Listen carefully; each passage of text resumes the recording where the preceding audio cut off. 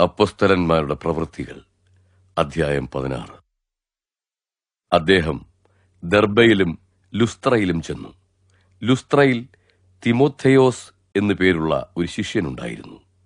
അയാളുടെ അമ്മ വിശ്വാസിനിയായ ഒരു യഹൂദ സ്ത്രീയും അപ്പൻ ഗ്രീക്കുകാരനുമായിരുന്നു. ലുസ്ത്രയിലും ഇക്കോന്യയിലുമുള്ള സഹോദരരുടെ ഇടയിൽ അയാൾ നല്ല സാക്ഷ്യമുള്ളവനായിരുന്നു. അയാൾ തന്നോടുകൂടി പോരണമെന്ന് പൗലോസ് ആഗ്രഹിച്ചു. അയാളുടെ അപ്പൻ ഗ്രീക്കുകാരനെന്ന് ആ പ്രദേശത്ത് പാർത്തിരുന്ന യഹൂദർ അറിഞ്ഞിരുന്നതുകൊണ്ട് പൗലോസ് അവരെ ഓർത്ത് അയാൾക്ക് പരിച്ഛേദന നടത്തി.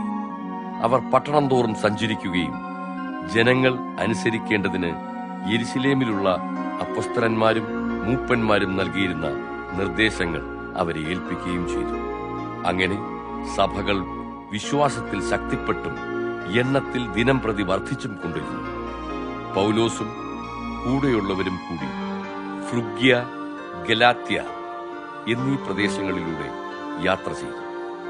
ഏഷ്യ പ്രവിശ്യയിൽ വചനം പ്രസംഗിക്കരുതെന്ന് പരിശുദ്ധാത്മാവ് അവരെ വിലക്കിയിരുന്നു. മുസ്യയുടെ അതിർത്തിയിലെത്തിയപ്പോൾ അവർ ബിഥുന്യയിലേക്ക് പ്രവേശിക്കുവാൻ ശ്രമിച്ചു. എന്നാൽ യേശുവിന്റെ ആത്മാവ് അവരെ അനുവദിച്ചില്ല. അതുകൊണ്ട് അവർ മുസ്യ കടന്ന് ത്രോവാസിലെത്തി. മക്കദോനിയയിലേക്ക് വന്ന് ഞങ്ങളെ സഹായിക്കണമേ എന്ന് ഒരു മക്കദോന്യക്കാരൻ നിന്ന് യാചിക്കുന്നതായി പൗലോസ് രാത്രിയിൽ ഒരു ദർശനം കണ്ടു. ദർശനം കണ്ട ശേഷം മക്കദോന്യരോട് സുവിശേഷം പ്രസംഗിക്കുവാൻ ദൈവം ഞങ്ങളെ വിളിച്ചിരിക്കുന്നു എന്ന ബോധ്യത്തിൽ അവിടേക്ക് യാത്ര തിരിക്കുവാൻ ഞങ്ങൾ ഉടനെ തയ്യാറായി. ഞങ്ങൾ ത്രോവാസിൽ നിന്ന് കപ്പൽ നീക്കി നേരെ സമത്രൊക്കയിലേക്കും പിറ്റേന്നാൾ നവപൊലിയിലേക്കും പോയി. അവിടെ നിന്ന് ഫിലിപ്പിയിലേക്ക് യാത്ര ചെയ്തു. അത് ഒരു റോമൻ കോളനിയും മക്കദോന്യ ജില്ലയിലെ ഒരു പ്രമുഖ നഗരവുമായിരുന്നു. അവിടെ ഞങ്ങൾ കുറെ നാൾ പാർത്തു. ശബ്ബത്ത് ദിവസത്തിൽ ഞങ്ങൾ നഗരവാതിലിന് പുറത്ത് പുഴവക്കത്തേക്ക് ചെന്നു. അവിടെ പ്രാർത്ഥനയ്ക്കൊരു സ്ഥലം കണ്ടെത്താമെന്ന് ഞങ്ങൾ കരുതി. ഞങ്ങൾ അവിടെ ഇരുന്ന് പുഴവക്കത്തുകൂടി വന്ന സ്ത്രീകളോട് സംസാരിച്ചു. കേട്ടുകൊണ്ടിരുന്നവരിൽ ലുദിയ എന്നു പേരുള്ള ഒരു സ്ത്രീ ഉണ്ടായിരുന്നു. തുയത്തൈര പട്ടണക്കാരിയായ അവൾ ചുവന്ന പട്ടുവസ്ത്രങ്ങൾ വിൽക്കുന്നവളും ദൈവത്തെ ആരാധിക്കുന്നവളുമായിരുന്നു. പൗലോസിന്റെ സന്ദേശം സ്വീകരിക്കുവാൻ തക്കവണ്ണം കർത്താവ് അവളുടെ ഹൃദയം തുറന്നു. അവളും കുടുംബാംഗങ്ങളും സ്നാനം ഏറ്റ ശേഷം ഞങ്ങളെ അവളുടെ വീട്ടിലേക്ക് ക്ഷണിച്ചു. നിങ്ങൾ എന്നെ കർത്താവിൽ വിശ്വസ്തയെന്ന് കരുതുന്ന പക്ഷം വന്ന് എന്റെ വീട്ടിൽ പാർക്കണം എന്നപേക്ഷിച്ച് ഞങ്ങളെ സമ്മതിപ്പിച്ചു. ഒരിക്കൽ ഞങ്ങൾ പ്രാർത്ഥനാ സ്ഥലത്തേക്ക് പോകുമ്പോൾ ഒരു അടിമ പെൺകുട്ടിയെ കണ്ടു. അവളെ ഒരാത്മാവ് ബാധിച്ചിരുന്നു.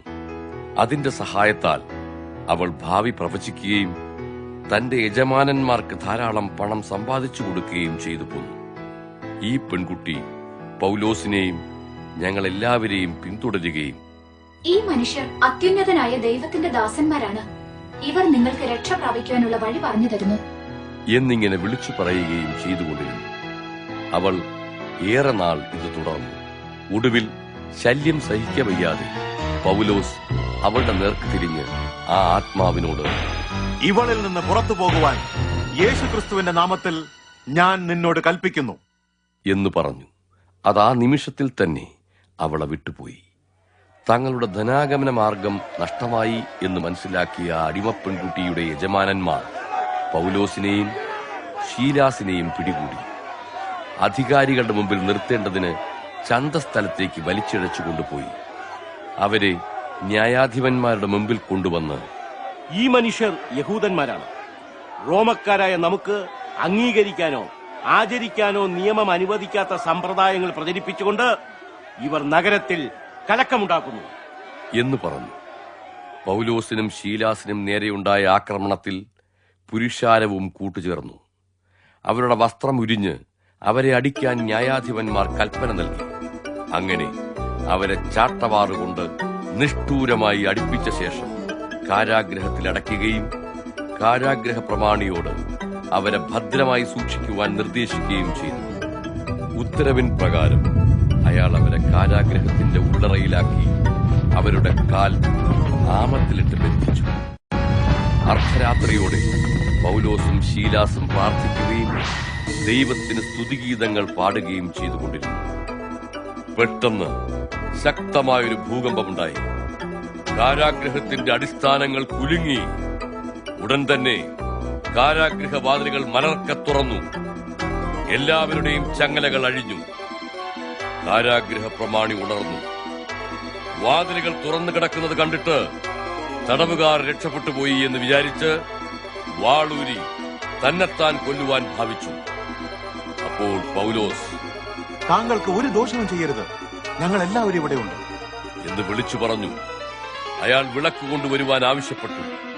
അകത്തേക്ക് ഓടിച്ചെന്ന് വിറച്ചുകൊണ്ട് പൗലോസിന്റെയും ശീലാസിന്റെയും മുമ്പാകെ വീണു. അനന്തരം അവരെ പുറത്തു കൊണ്ടുവന്നിട്ട്, യജമാനന്മാരെ, രക്ഷപ്രാപിപ്പാൻ ഞാൻ എന്തു ചെയ്യും എന്നവരോട് ചോദിച്ചു.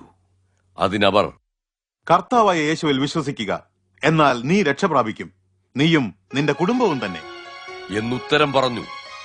പിന്നീടവർ അയാളോടും അയാളുടെ കുടുംബത്തിലുള്ള എല്ലാവരോടും കർത്താവിന്റെ വചനം പ്രസംഗിച്ചു.